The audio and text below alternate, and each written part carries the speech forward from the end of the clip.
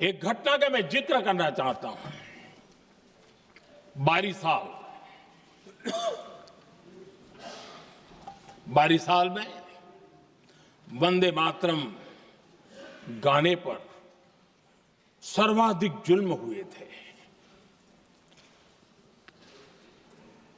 वो 22 साल आज भारत का हिस्सा नहीं रहा है और उस समय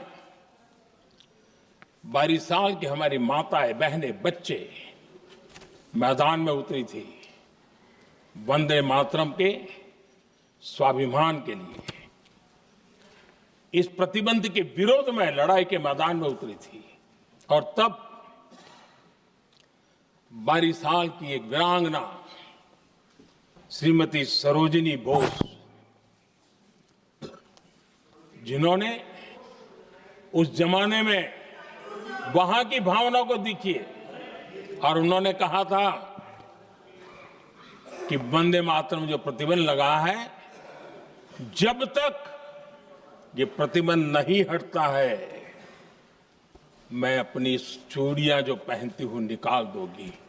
भारत में वो एक जमाना था, चूड़ी निकालना यानी महिला के जीवन की बहुत बड़ी घटना हुआ करती, लेकिन उनके लिए वंदे मातरम की वो भावना थी।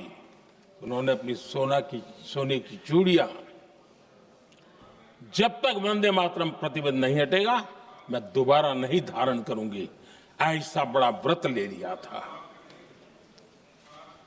हमारे देश के बालक भी पीछे नहीं रहे थे।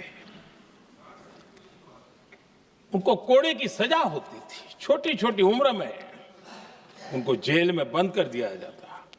और उन दिनों खास करके बंगाल की गलियों में लगातार वंदे मातरम के लिए प्रभात फेरियां निकलती थी। अंग्रेजों के नाको दम कर दिया था। और उस समय एक गीत गूंजता था बंगाल में,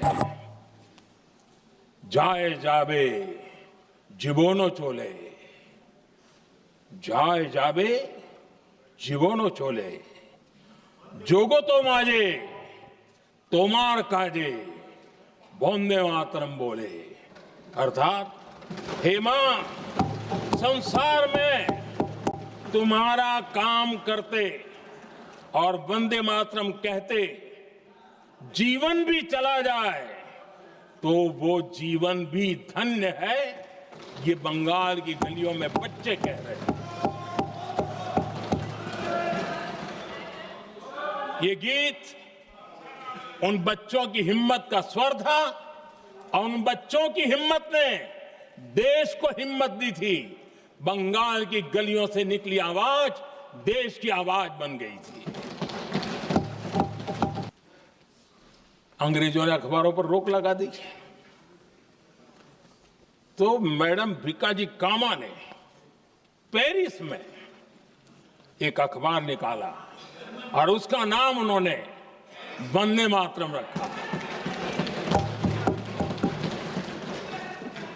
आदरणीय अध्यक्ष जी, वंदे मातरम ने भारत को स्वावलंबन का रास्ता भी दिखाया। उस समय माचिस की डिबिया, मैच बॉक्स, वहां से लेकर के बड़े बड़े शिप, उस पर भी वंदे मातरम लिखने की परंपरा बन गई। और बाहरी कंपनियों को चुनौती देने का एक माध्यम बन गया, स्वदेशी का एक मंत्र बन गया। आजादी का मंत्र स्वदेशी के मंत्र की तरफ विस्तार होता गया। राष्ट्र कवि सुब्रमण्य भारती ने वंदे मातरम को तमिल में अनुवाद किया, स्तुति गीत लिखे। उनके कई तमिल देशभक्ति गीतों में वंदे मातरम की श्रद्धा साफ साफ नजर आती है। शायद सभी लोगों को, हो सकता है तमिलनाडु के लोगों को पता हो, लेकिन सभी लोगों को ये बात का पता ना हो कि भारत का ध्वज गीत भी सुब्रमण्यम भारती ने ही लिखा था। उस ध्वज गीत का वर्णन जिस पर वंदे मातरम लिखा हुआ था, तमिल में इस ध्वज गीत का शीर्षक था ताइन माणी कोड़ी पारीर, तालंदु पणिंदु पुलहिंद्रु वारीर। अर्थात देश प्रेमियों, दर्शन कर लो, सविनय अभिनंदन कर लो, मेरी मां की दिव्य ध्वजा का वंदन कर लो।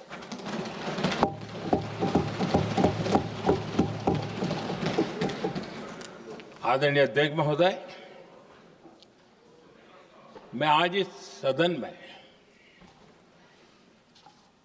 वंदे मातरम पर महात्मा गांधी की भावनाएं क्या थी वो भी रखना चाहता हूं। दक्षिण अफ्रीका से प्रकाशित एक साप्ताहिक पत्रिका निकलती थी, इंडियन ओपिनियन, और इस इंडियन ओपिनियन में महात्मा गांधी ने 2 दिसंबर 1905 जो लिखा था उसको मैं कोट कर रहा हूं। उन्होंने लिखा था, महात्मा गांधी ने लिखा था, गीत वंदे मातरम जिसे बंकिम चंद्र ने रचा है, पूरे बंगाल में अत्यंत लोकप्रिय हो गया है। स्वदेशी आंदोलन के दौरान बंगाल में विशाल सभाएं हुई, जहां लाखों लोग इकट्ठा हुए और बंकिम का यह गीत गाया। गांधी जी आगे लिखते हैं, ये बहुत महत्वपूर्ण है। वो लिखते हैं, ये 1905 की बात है। उन्होंने लिखा, यह गीत इतना लोकप्रिय हो गया है जैसे ये हमारा नेशनल एंथम बन गया है।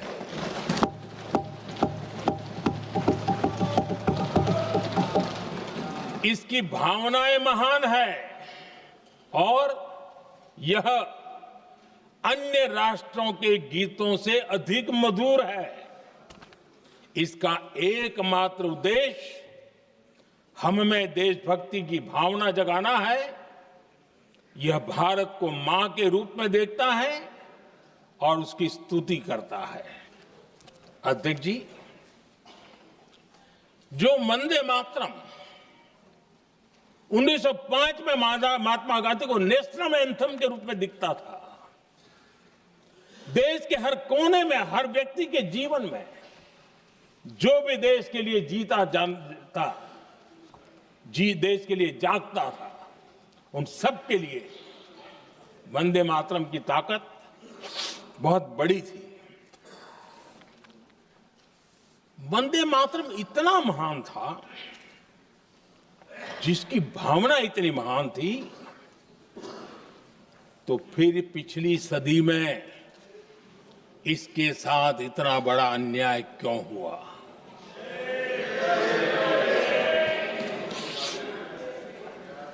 वंदे मातरम के साथ विश्वासघात क्यों हुआ?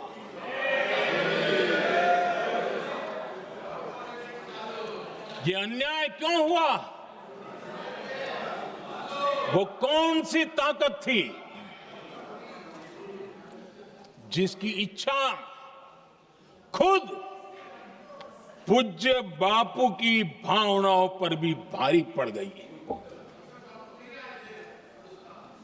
जिसने